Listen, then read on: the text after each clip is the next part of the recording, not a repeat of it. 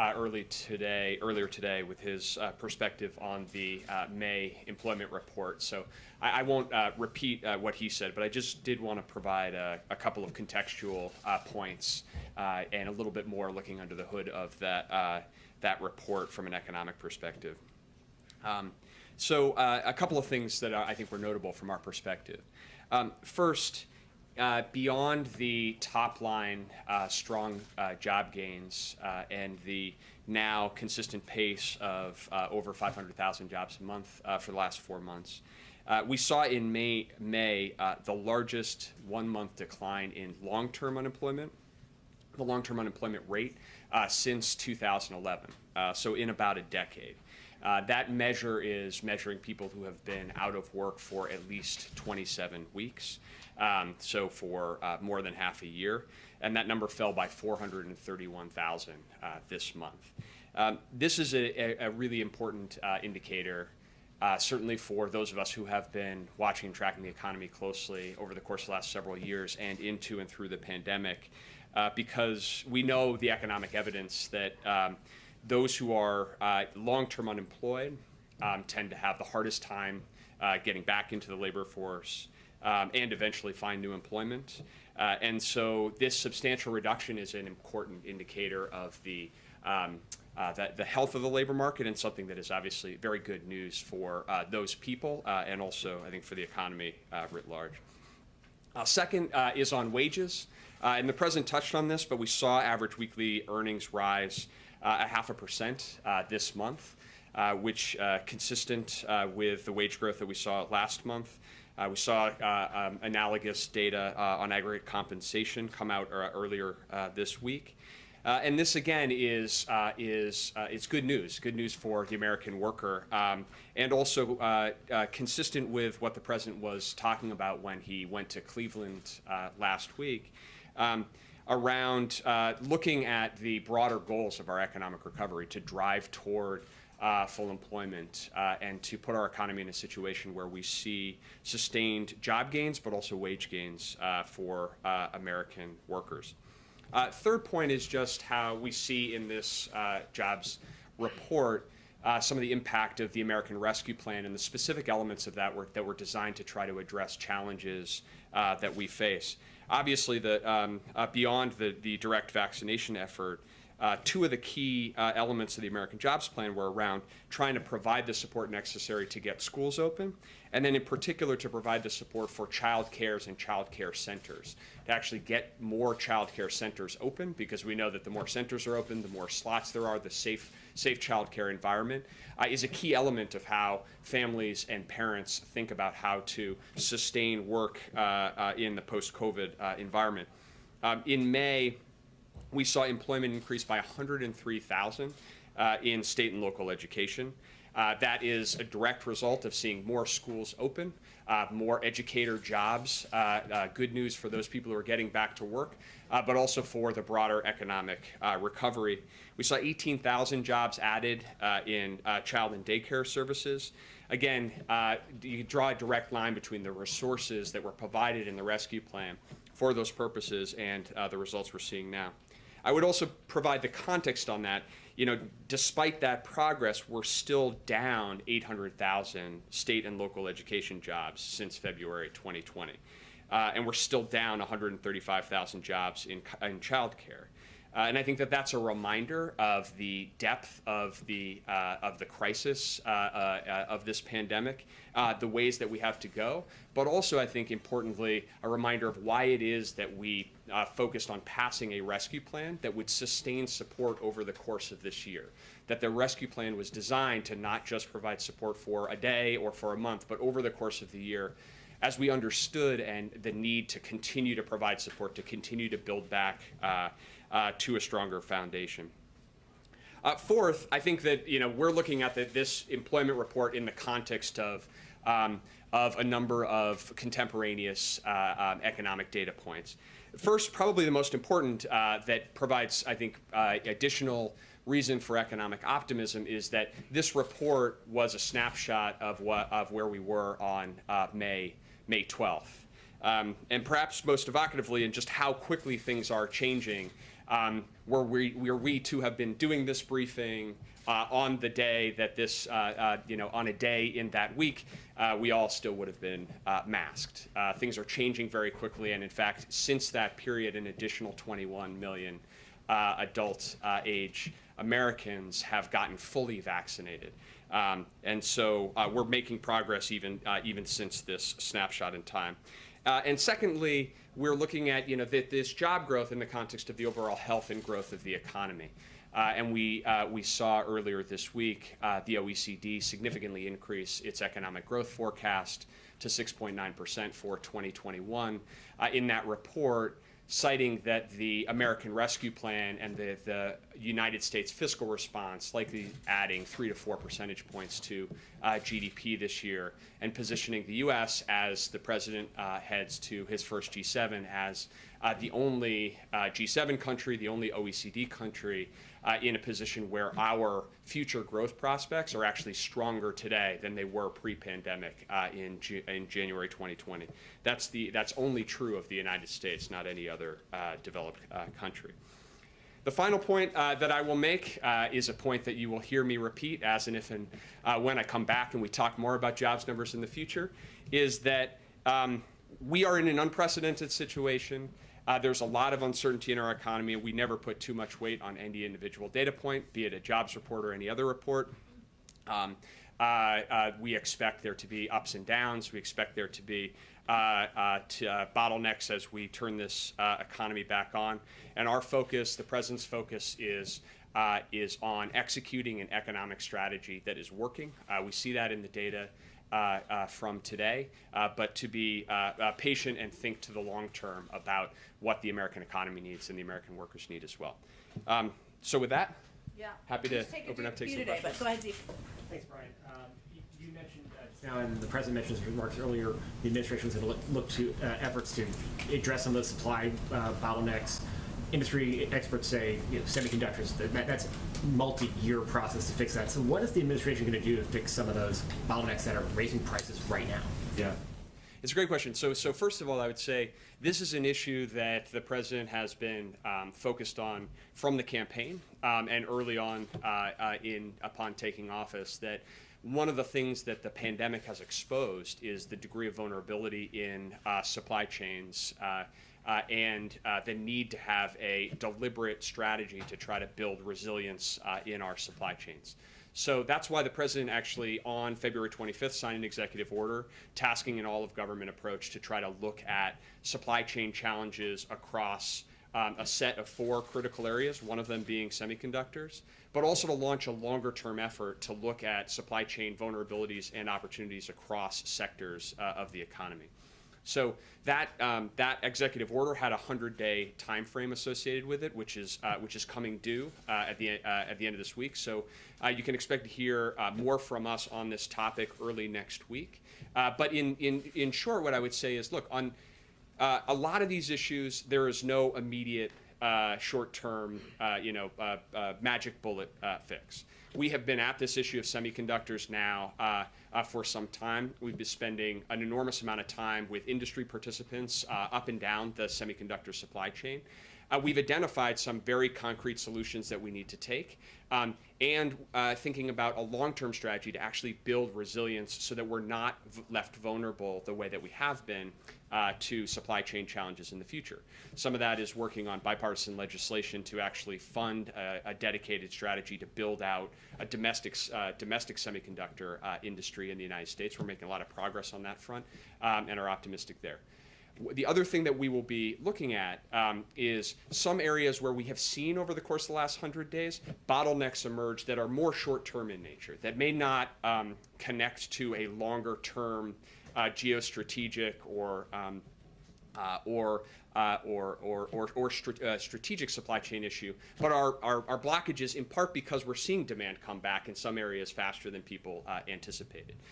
So whether that's in housing and construction materials or in transportation and logistics, those are areas where, building on the all-of-government approach that we have in place, we're going to intend to really zero in on, are there pragmatic issues that we can help facilitate And some of that is bringing the right industry actors around the table to really understand where those bottlenecks are and whether there are ways to unstick them.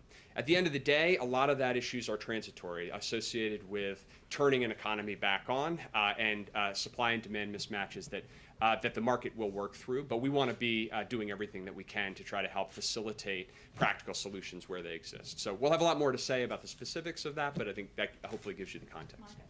So last month, President Biden assessed that federal unemployment benefits had not contributed, or he didn't see much evidence to the more lackluster numbers.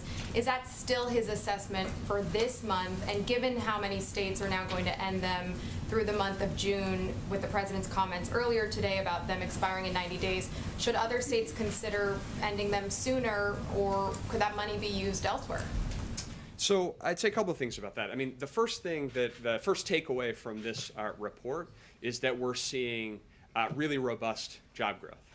And we're seeing, in fact, historic job growth in the context of historic economic growth. So we find ourselves, the American economy now, the economy is growing faster than any other major economy. Jobs are growing faster than any other major economy. So that's the immediate context. With respect to the UI benefits, you heard the president earlier today. That program was designed as a temporary lifeline. The UI program itself provides a critical support network to the American people and the American economy. And the temporary boost is slated to now expire in 90 days, and as the president said, that's appropriate. With respect to some of the state changes, just the important context, which I think was implicit in your question, but just to be clear, is that none of the states have actually eliminated any benefits yet. Some states will initiate that process over the course of the next several weeks, but in many cases, what we're talking about is states making changes to benefits for 4 weeks, 6 weeks, 8 weeks before the expiration that will happen under current law. So as we look at where we are in the economy, we see strong job growth, 500,000 jobs a month on average last 4 months. The U.S. outpacing every other major economy in the world, and we see reason to really focus on what are actually going to be the drivers to accelerate this recovery and then sustain it for the long term. And that's where you'll see the president's continued focus is on finishing the job on vaccinations, delivering benefits to get schools open, to get childcare available, and focusing now is the right time to focus on what are those investments that are actually going to sustain us, not just through a rapid recovery, but into full employment and the kind of productive investments that you see in the jobs plan and the families plan. I didn't. Gotta be the last one though. 'Cause he's gotta go to a Question was meeting. similar to Monica's, so I'll ask another one. How do you explain the drop in construction jobs last month? Wasn't this a sector that was actually revving up? Yeah, so it's a great question. I think if you look under the hood in employment in the establishment survey, what you see in May is job gains very broad-based across almost all sectors. Job gains. We did see a reduction in construction. I think that the first thing I would say to that is that in any given month you see some movements up and down, and so you never want to read too much into one month. But you saw construction jobs increase in the prior month. We saw manufacturing jobs decline in the prior month and up this month. I think, so you don't want to read too much into one individual month. But I do think that some of this is connected to the prior question, where we are, as this economy recovers, we're seeing some supply chain bottlenecks. We're seeing some mismatches between supply and demand. As we anticipate those to be short term, they're still causing bottlenecks. So we're seeing that in different sectors of the economy. I think some of that may be what's going on in the construction sector as well. So I think bottom line, we saw broad-based job growth over the course of May, and I think that that's the most important takeaway. And at the same time, you can expect the administration to be really laser focused on those places where we are seeing those bottlenecks, trying to make sure that we're doing everything that we can in a practical level to try to help unstick those temporary issues. I just want to clarify really quickly, because you didn't say yes or no. Does the president still feel that these enhanced jobless benefits are not discouraging people from finding jobs? The president, I'll just restate what the president said today. The president believes that the temporary unemployment benefits and the temporary boost to those benefits has provided a critical lifeline. That lifeline was designed to be temporary and to expire in about 90 days, and that's appropriate. And I would also just put that in the context of that is a very short-term issue where most states you're talking about a set of weeks.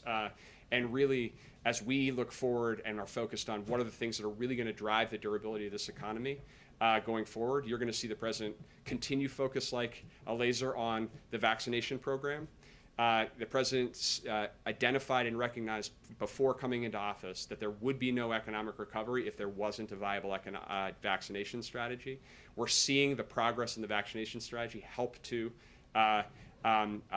drive economic gains, help to make it possible for more people to feel comfortable and capable to go back to work.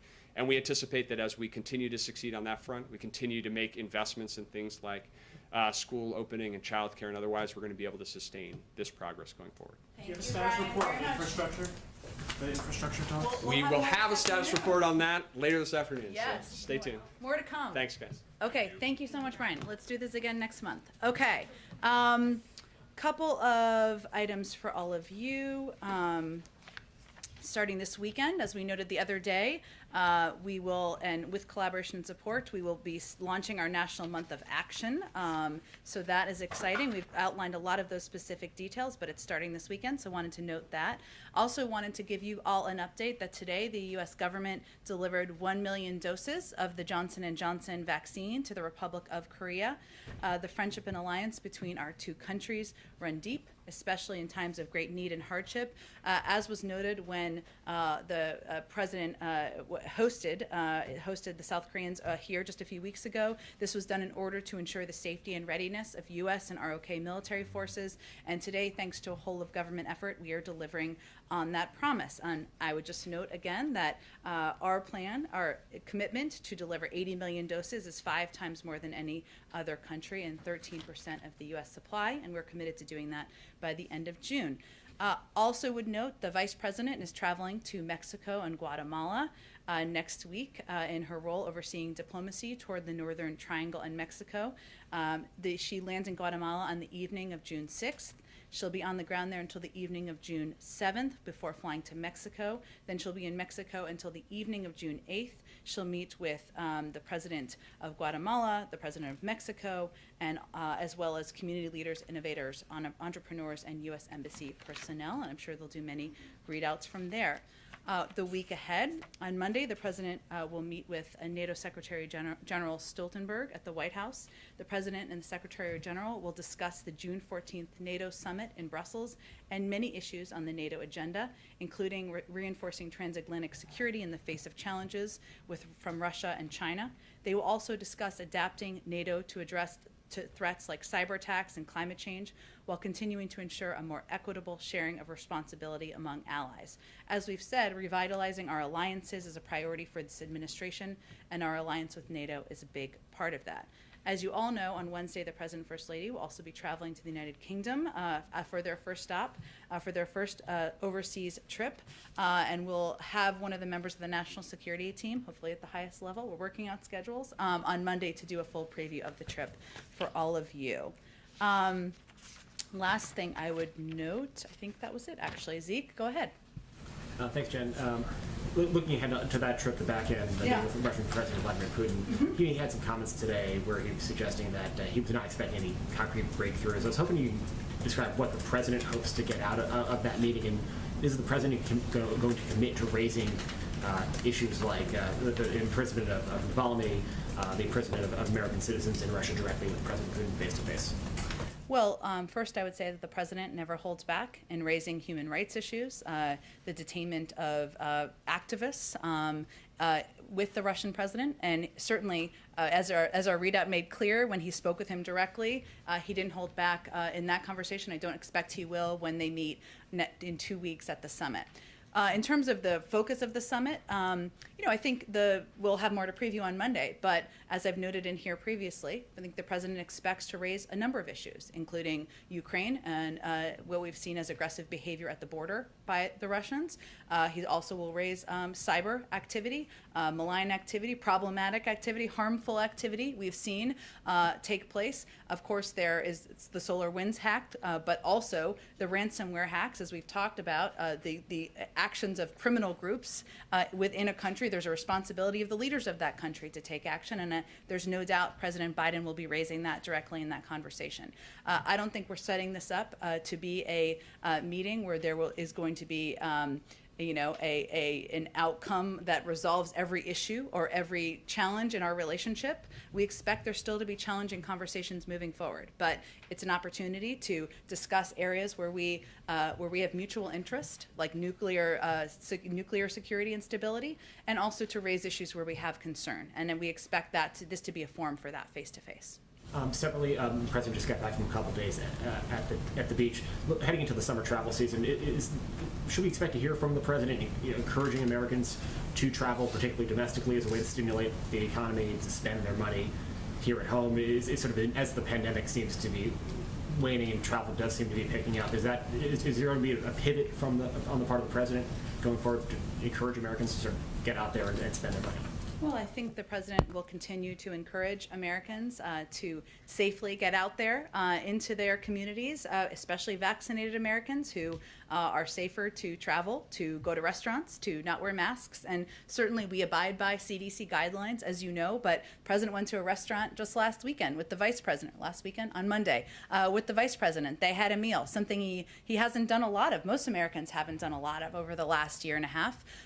So certainly he will lead by action and continue to encourage Americans to take advantage of the benefits of being vaccinated, and for those who are not vaccinated, to get a shot so they can take advantage of those benefits themselves. And just one last one for me. For this Friday, has the president been briefed on the unidentified aerial phenomena report, and is he satisfied with the conclusions? Does he want additional work in that space? Because it's Friday, it's always a little wacky on Friday. So let me first say that we know there have been press reports about the status of this report. This is a DoD report, and so I would certainly refer to them on the status of the report. Their work with ODNI is ongoing. The team's actively working on it, but it's not at a conclusion phase, as I understand, and as I think they've commented from their building. I will say that we take reports of incursions into our airspace by any aircraft, identified or unidentified, very seriously, and investigate each one. Safety and security of our personnel, of our operations, are of paramount concern. There's a requirement to put out this report, and certainly our appropriate teams are working on finalizing Was it. the president briefed on it, or has he I been don't briefed have on any it? update on internal briefings, no. Go ahead. There seems to be a bit of a shift in tone here, because last month the president was pretty adamant that he did not believe that these enhanced unemployment benefits were playing a role or factoring into people's decisions not to get back into the jobs market. Today, though, he's underscoring that these benefits are simply temporary, set to expire in 90 days. So which is it, yes or no, does the president believe that these unemployment benefits are playing a role here? Well, I think we shouldn't lose sight of some basic facts here, which is that those governors who have made the decision, as they have every right to do, to pull back on the unemployment benefits, or not accept them, I should say accurately, that hasn't even taken effect in any state across the country. So in terms of how we're evaluating the impact, we haven't even seen the impact yet. That takes effect in June. It is important for people to understand factually that the president, no one from the administration has ever proposed making these permanent or doing it over the long term. And sometimes I think that was just an effort to make that clear in the public. So we understand there's politics at play here. That's okay. Every governor is going to make their own decision. At the end of the day, what we see as the biggest driving factor is vaccines and individuals being vaccinated, feeling safe to go back to workplaces, the fact that childcare centers have rehired, that teachers have gone back to work. Those are all positive signs. And at the end of the day, the president and this administration has created more jobs than any president, any administration in modern American history. So that's kind of how we see the jobs But based data. on the data, do you believe that these benefits are having any kind of impact in people deciding not to maybe re-enter the job force right now? Well, again, I think that's a really difficult thing to analyze, given we have created a historic number of jobs in the last 4 months, more than any president in modern American history. So, and the jobs, the UI benefits haven't even been pulled back in any state. So it's a question I'm sure we can have a discussion about in the next couple of months as we see what the impact is on different states, or if that's a factor. But we think the biggest factors overall are more people getting vaccinated, more people being comfortable and feeling safe going out into the workforce, and that's where we feel there's going to be an encouraging upward trend. I guess I'm trying to understand what happened in the last month, though, because last month you said you didn't see any indication of that when looking through the data. I don't think we can evaluate the data that hasn't been applied in states across the country yet. And what we're really talking about from state to state is governors making a decision to pull back on accepting unemployment benefits for 6 weeks or 8 weeks. That's it. It hasn't even started yet. So I would leave it to all of you and your outside analysts to decide whether that is a big factor in terms of economy and data, or whether that is a political discussion we're having. Go ahead. Thanks, Jen. Does the White House have any reaction to Facebook's decision to suspend President Trump for 2 years? Was this a reasonable consequence for what he said? Well, as always, it's a decision for the company to make and any platform to make, and clearly they've come out and made their decision. Our view continues to be, though, that every platform, whether it's Facebook, Twitter, any other platform that is disseminating information to millions of Americans, has a responsibility to crack down on disinformation, to crack down on false information, whether it's about the election or even about the vaccine, as we're trying to keep the American public safe and get more people, or return to normal out in society. And I think as we look at it, we learned a lot from President Trump, the former president, over the last couple of years about his behavior and how he uses these platforms. Feels pretty unlikely that the zebra is going to change his stripes over the next 2 years. We'll see. So does this decision validate what President Biden has repeatedly said about Mr. Trump, which is that words matter? Well, I don't know that it's a validation. I think the president isn't the only one who thinks that. Words do matter. Words do have an impact. We saw the impact on January 6th of words on social media platforms, and we've seen the impact of words as it relates to disinformation traveling around the vaccine, around election integrity. So, of course, we think words matter. This is a decision by a private sector company. We'll see what their evaluation is a couple of years from now, and what other steps they can take, most importantly. Go ahead. Jen, our reporting indicates that the Biden administration is considering counter cyber attacks to stop the ransomware criminals in Russia. How big a factor is the upcoming summit in that decision making? Is there a concern that if you did that before the meeting in Geneva, it could derail the talks? And if it doesn't happen before then, what message does it send to Russia after these multiple cyber intrusions? Well, let me first say that we always reserve the option of responding to behavior or actions that are unacceptable and are harmful. And some of those responses are seen and some of them are unseen. And we typically don't give a timeline on that in a public capacity. But I will also note to you that when we announced the invitation to have this discussion, it was also in the same time period where we announced the sanctions that we were putting in place in response to harmful actions by the Russian government, right? In response to SolarWinds, in response to their engagement in our own election. So we expect this is diplomacy in action here, right? We will take action when warranted, sometimes seen, sometimes unseen. We typically don't predict that ahead of time, and we also will look for areas of opportunity to have a discussion. But we are not having this summit as a reward. We're not having this summit because we expect to only talk about areas where we agree or disagree. And in the president's budget blueprint, there's only about $1.3 billion dedicated to bolstering cybersecurity. Mm-hmm. Given what we've seen over the last few weeks, is that enough? Are there talks that more resources need to be dedicated to this? Or are you thinking more to leave this to the private sector for those companies that we've seen that have been impacted? Yeah, it's a really good question. I mean, I will say that we know that the ransomware threat is urgent, it's complex, and it's been increasing over the last several years. And, it feels new to us over the last couple of weeks, but it has been increasing rapidly around the world over the last several years. One of the reasons that we have initiated a rapid review internally is because we recognize that threat. And we will assess based on that review what additional needs there are, both from the federal government in coordination with Congress or from the private sector.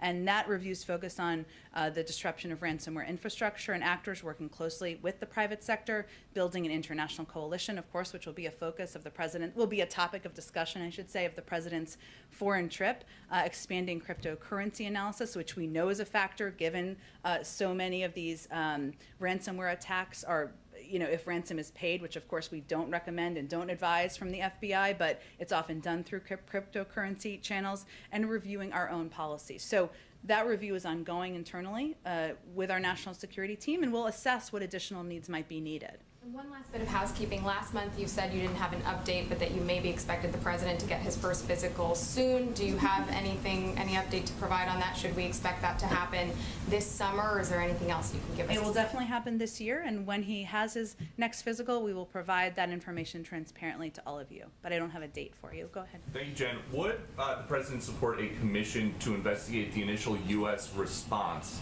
to COVID-19? A commission in Congress? Or a presidential commission? I would say if members of Congress have a discussion and want to have a discussion about that, we're happy to hear from them. But our focus right now, as you know, Peter, is on our own internal investigation, or our internal process, I should say, using all of the resources of government, tapping into our data and science experts to see what more we can determine over the next 90 days or less than 90 days about the origins of the pandemic. Mike Pompeo is now saying that when he was the Secretary of State and he was trying to investigate the origins of COVID-19 there, the NIH folks were trying to suppress what he was doing. So is there any concern from the White House that there may have been people at the NIH who are making policy decisions based not in science, but based on their personal political beliefs or preferences? Well, I really don't have any analysis of the last administration's We're working. still over there, and you see how they operate. Here's what we know, Peter. We know that Dr. Fauci and many members of the NIH team, medical and science experts, because of their work over the last 10 years, we have developed a focus and effort and apparatus to fight this pandemic, and we are grateful to them for their work. Everybody wants to get to the bottom of the origin. Former Secretary Pompeo, President Biden, Democrats and Republicans across the board. We all share a concern about the challenge, and that is the intransigence at times by the Chinese in providing data and providing information. We share agreement on that. We all want to get to the bottom of what happened here. And you mentioned Dr. Fauci. There have been these emails that have come out through a FOIA request that make it seem like we knew that he had his hands full at the time trying to figure out what to do. But it seems like there were times that he was saying one thing in email and then coming to this microphone and saying something else. If that is the case, and if that affected the U.S. policy posture at the time, should he be held accountable? Well, I've talked a little bit about Dr. Fauci, and Dr. Fauci has been out doing several interviews himself and answering questions on these emails and questions that you all may have. Dr. Fauci is a renowned public servant. Civil servant, I should say, career civil servant. He's overseen management of multiple global health crises, and the attacks and attacks launched on him are certainly something we wouldn't stand by. I understand there's interest in the emails. He's answered a lot of questions on the emails. I don't think I'm going to have much more to add on them from here. Do you think the attacks are political against Dr. Fauci? I'm going to let Dr. Fauci speak to his own defense of his emails from 17 months ago before this president even took office. Okay, and then finally, does President Biden have a position on gain of function research? Well, we have not, as Dr. Fauci has actually said repeatedly, we've never approved any funding for gain of function research in Wuhan. I know that's, I think, why you're asking the question. I believe some may have been approved, or there was funding approved during the prior administration. There's a framework, I should say. This is not meant to be a criticism of funding and how it's approved through different NIH programs, but I would send you to them to give more of an explanation of the funding mechanisms. And just since you mentioned Dr. Fauci again, can you imagine any circumstance where President Biden would ever fire him? No. Go ahead. just to follow up a little bit on Russia, I know you've said repeatedly that this is not a reward to Vladimir Putin, but what can you do in terms of stage management to make sure that it doesn't become that? I mean, become a platform for him to offer alternate facts, alternate analysis of history of what's going on, and also provide a way for him to damage the opposition within his own country. Are you thinking through that issue, or how will you address that? Well, one thing is we're going to bring all of you with us to report on what he says and doesn't say, and fact check what he says or doesn't say. The other piece is President Biden, as you've heard him talk about, has engaged with President Putin in the past throughout his career. And he is never one to hold back on areas where he has concern, areas where he feels the actions of the Russian government or Russian leadership are hurting the United States. And he certainly has no intention of holding back during this meeting, publicly or privately. But at the end of the day, our job or our focus is on moving toward a more stable and predictable relationship with Russia. There are areas where we can work together. We've talked a little bit about, we renewed a New Start early on in the administration for 5 years. That's an area where we can work together. There are ongoing negotiations for the Iran nuclear deal. They just finished their 5th round of discussions.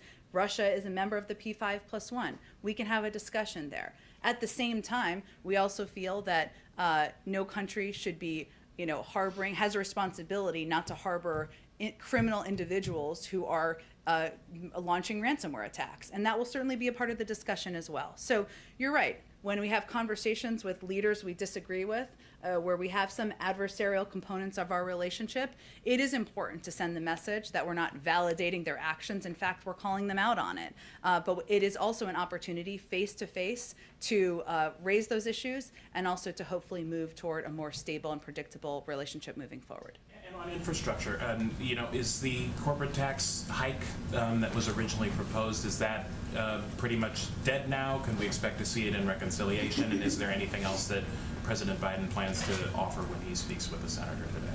Well, since you gave me the opportunity, Trevor, I think there's an important note here. One is that we didn't talk a lot about the book line taxes that the president talked about yesterday, that we've talked about a little bit yesterday, the 15% tax that these companies, we're asking these companies, or we think these companies should pay, that pay no tax. That was in his original American Jobs Plan proposal. It was in the lengthy fact sheet I'm sure Reuters wrote many stories about. So that was a component that we didn't have a lot of a public debate about, but it has been something he talked about on the campaign. It's in our budget. It was in his American Jobs Plan proposal. In terms of the corporate tax increases, that was also proposed and certainly has been more of a public component of our discussion.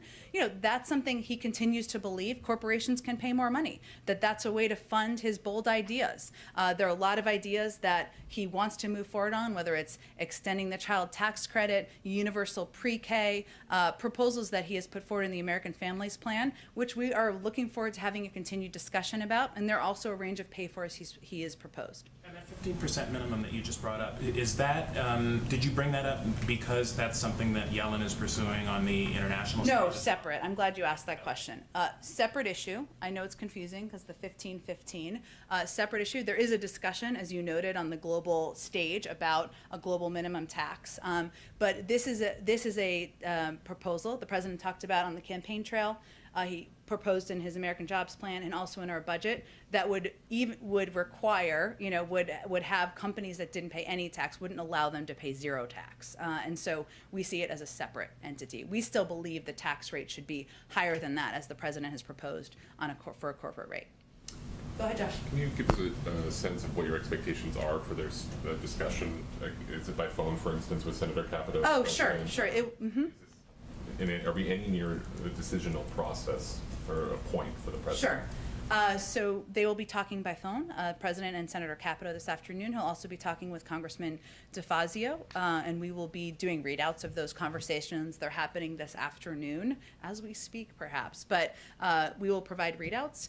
I'm not going to obviously prejudge conversations, but I would say for the conversation with Senator Capito, they've had good faith discussions. There are areas where, of course, the president has priorities where he'd like to see more, including more investment, but also areas including electric vehicle investments, rebuilding veterans hospitals, and that's part of the discussion as well as pay-fors. And as Trevor just asked about, but as we talked about yesterday, what the president put forward, he looked at all of his tax proposals, and what he put forward are ways to pay for an infrastructure proposal that shouldn't cross any bar or line for Republicans in the Senate who say they won't touch the 2017 tax plan. So I think the question really on that front is, do you think these companies should pay no tax at all, or 15%, which is very valuable, supported by 85 or 84% of Republicans in the country? Does the president believe he's running out of time to try to reach a deal, or is there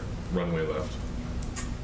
There's runway left. He's going to have these discussions. There are Democrats and Republicans who are talking with each other. We're going to engage with them as well and continue to have a discussion with a range of interested leaders in Congress about how we can come together to make a historic investment in infrastructure. There are some realities of timelines, including the fact that Congressman DeFazio is leading the markup of key components of the American Jobs Plan next week, key infrastructure components where there is a big overlap. There is a lot of interest and excitement by many Democrats in Congress about that.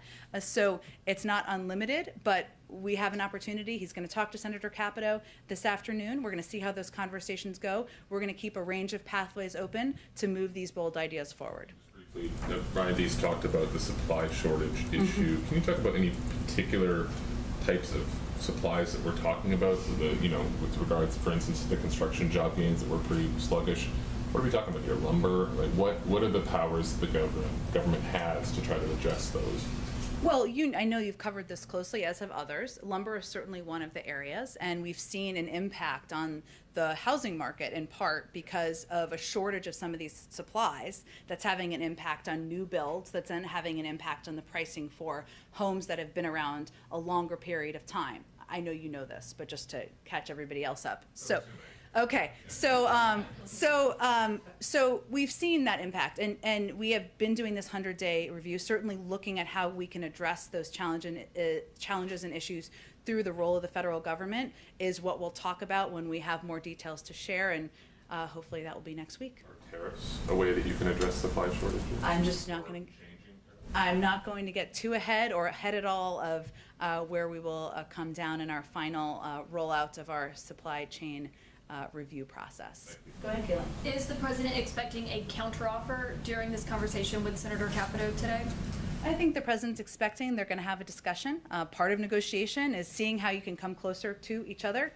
He's obviously come down quite a bit in what he originally proposed, and hopefully they'll have more they can add to their proposal. But we'll see. But it's a discussion, not an exchange of paper. Well, you described Wednesday as a discussion too, but President Biden made a counteroffer kind of to them on Wednesday. I think that might be over-formalizing the discussion. There's a discussion about where there might be areas of agreement. Then obviously she may have to take things back. He may have to discuss on our ends with Democratic leadership. So it's more of a discussion and where we can find common ground, hear each other out, and we'll see if this continues to be a viable path forward, and we'll continue to pursue a range of paths. Thank you. And on these ransomware attacks, does the president view those as a national security threat? I certainly think the president views those as a rising national security concern and an area where we need to continue to keep our focus, keep our assets, focus on energy and brain power on what we can do to address it. That's why we launched this rapid review to take a look at these 4 areas of focus, including our own approach through the U.S. government, including how we work with the private sector, including cryptocurrency, and also including what role we can have on the global stage. So certainly this is a priority to him and an area where we will be spending a significant amount of time in the coming months. Okay, and my last question, just on the enhanced unemployment benefits, you said that you can't really make a determination because no states have actually cut them off yet, the states that are pulling out of the program early. But if nothing has changed, shouldn't you be able to maintain the president's pretty unequivocal position last month that they are not encouraging people to stay home? Well, if we had that concern, we would be ending them. We're not. I mean, there's still 7 million people who are out of work, right? And we're talking about $300 benefits for 3 more months. I think the point I was trying to make, and I think Brian was trying to make, is that the governors who have made the decision, which they have every right to do, to pull back on these benefits, are really talking about having them for 6 weeks or 8 weeks less than we would already intend to have them. So I think the question is, do you think Americans, given 7 million are still out of work or more than that, could benefit from 8 more weeks or 10 more weeks of these $300 unemployment benefits? Our view is they can and they should, and that's an extra helping hand we can give to millions of people across this country. Some governors disagree. That's okay. At the end of the day, in early September, these benefits will no longer be a part of the plan. Thank you. Go ahead. One quick thing, housekeeping on Russia, and Sure. then I have something on Israel. You mentioned a few moments ago that the press will be with the president when he attends the summit in Geneva. Can you commit that he will have a press conference, a side-by-side with President Putin as previous U.S. presidents have done? I don't know what the format will look like at this point in time. I can certainly commit that he will communicate and speak to all of you, but I don't know what the format looks like yet. I mean, obviously, a press conference would be preferable from, but I think He will answer questions. I don't know what the format will look like at this point. Given the history, the fairly recent history of side-by-side press conferences between the U.S. president and the Russian president, it would make certainly it would be an opportunity for us to ask the kind of questions of both presidents that I think our president might want to answer. Well, I know that we will make President Biden available to all of you, and I certainly hope my Russian counterparts makes President Putin available to all of you as well. I don't know what the format will look like at this point. On Israel, we're a couple of clicks closer to the formation of the new government. Have there been any developments here in President Biden's interaction with either the existing government or the new government in formation? No, not at this point. I think we're going to allow for that process to move forward, and as you know, it may be a little bit more time before the final formation is completed. What is the plan for his interaction with the new government should it be formed? Well, we have a long and abiding relationship, strategic relationship with Israel, and that will continue to be the case no matter who is leading the country. Would he call Prime Minister Bennett upon the formation of that government? I don't have any calls to predict for you, but certainly he will continue to engage with his counterparts in Israel and many countries around the world. Lastly, were you able to nail down whether or not he had actually ever met Naftali Bennett before? You did ask that question. I'm sorry, I did not ask him. I will follow up and see if I can find that out. Yeah, no, well, Naftali Bennett, you would remember the years he was the chief of staff to Prime Minister Netanyahu. We'll have to do a little data tracing here. Yeah, okay, go ahead. Thanks, Jen. On the vaccine announcement from yesterday, Yep. Can you give an idea at all of how many doses we can expect? Are there going to be monthly surplus shipments going out to other countries? And would they follow the same 25%, 75% sort of breakdown? Are there any discussions about that? 80 million doses by the end of June. In future months, I mean, it was said yesterday we can expect more this summer. So That's right, and we're going to continue to provide part of our supply to the global community, but I don't have anything to predict for you beyond that. Right. And on infrastructure, can we expect the president to meet with Senators Romney and Manchin at all as one of the pathways that the White House is exploring?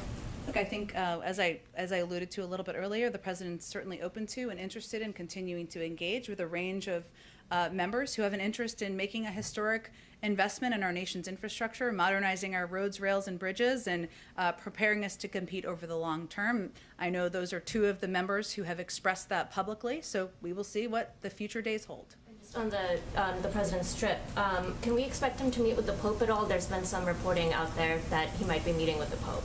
That's surprising. I don't think you can expect that on this trip. Go ahead. Thanks, Jen. Again, on the issue of the COVID vaccines, can you talk a little bit about the timing? I know you said by the end of June, Yeah. I think, but how soon can the other countries start expecting to receive these vaccines? And also, how are you prioritizing which countries will get them first? Sure. Well, first let me say, I mentioned a little bit earlier, 80 million by the end of June. Obviously, 25% of those are going bilaterally to countries. We're going to get those doses out, those 25 million, as quickly as we can, and we'll provide you updates as those doses go out. So I had an update this morning about or this afternoon about the doses that went out to are okay, and we'll continue to have more updates on those doses. The additional doses, the 75%, which are going through COVAX, we've put out kind of our prioritization of the regions that those will be going to, and part of our focus right now is on the Herculean logistical challenge of getting these vaccines out to the right places. This is one of the reasons that we're doing a large percentage of them through COVAX, because of their capability to do exactly that. But just to step back, and as a reminder, this is not just kind of shipping these doses overseas. This is also ensuring that we can get them to the right places, that they have the ability to put them in arms, that they are at the right temperature. And so these are all factors we're considering as we're determining how to get them out and the pace in the weeks ahead. One more. The U.S. and the EU have begun discussions on lifting tariffs on steel and aluminum imports. I'm just wondering if you have an update on what kind of progress, if any, has been made in those talks, and if you expect this issue to come up during the G7. Well, we certainly expect that our G7 partners will raise a range of issues of concern to them and a focus, and certainly I'd let them to speak to what those are, but the tariffs could be one of them. I don't have anything to predict for you or preview for you. I have to wrap this up in a minute, but Jerry, I'm just going to go to you because you haven't been here since I've been here. I have not. Okay, good to see you. Good to see you. Kind of a parochial Buffalo question. Okay. The Canadian border has been closed for a very long time. Yeah. There's a lot of concern about that in all the northern tier states right now. And Prime Minister Trudeau has said that he has to get 75% of the people in his country vaccinated before the border reopens. That being the case, would the United States consider opening the American side of the border first before Prime Minister Trudeau would do that? Or does there have to be a binational agreement? Well, I'll first say that as it relates to borders, Canada or Mexico, we really rely on the guidance of the CDC and our health and medical experts. So in terms of how they look at the data and information, I would point you to them and whether they would do that in a preliminary fashion or not. Certainly any discussion about reopening a border would be done in part through diplomatic channels, but we really are relying and waiting on the guidance of the CDC before we make any next decision there on the border. And how much concern is there in the White House about the fact that here we are, it's the summer travel season, there's a lot of concern in those northern border states about the economic impact as well as the personal impact on people who may, couples that may be separated by the border? Yeah. We're very sensitive to that, Jerry, and we certainly know that many people want to not just get back to normal, but be able to travel, be able to see loved ones, some living on different sides of the border, be able to go to restaurants and shop and even do things along those lines. And we're eager to get back to normal, whatever that means, including reopening the border. But we have a responsibility during a global pandemic, which we're still fighting every day, to rely on the advice and guidance of our medical experts. Okay, I think we have one more question Jen, does here. the administration remain committed to waiving vaccine patents at the WTO? Today, the EU submitted a counter proposal saying that they don't want to do that, and will the president be pushing for this issue at the G7? Our position hasn't changed on that. I think we have one question. Okay. Hello to our virtual Melissa. Hi, Melissa. Thanks for joining us. Hi, thank you. Right now, approximately 16 million public school students in the U.S. live in homes that lack internet, high-speed internet. The president released a plan to ensure that people in rural areas will have internet access, but reports show that 13.6 million urban households also do not have internet. Many can't afford it. What does the administration plan to do to increase home internet service for families in low-income urban neighborhoods? Well, it's a great question, and Melissa, thanks for joining us, and hopefully you weren't waiting too long. I will say that in the president's American Jobs Plan he's proposed, we're proposing to expand universal broadband access across the country to urban and rural areas to level exactly that playing field, to ensure that kids in cities as well as in more rural communities where there isn't as expansive broadband access have access. And we've seen over the last year and a half during the pandemic what a disparity it creates, both economically, but for kids who are just trying to get an education. The vice president, as the president announced in his joint session address, is leading this effort It's an important part of the negotiation, and fortunately one where Democrats and Republicans have a lot of agreement about the need to move forward on expanding access to broadband. Thank you so much. I apologize for this being short today. I have to go do some regional TV, and anyone who has follow-up questions, you come up or email me and we'll talk more. Thanks, everyone. Thank you, Jen.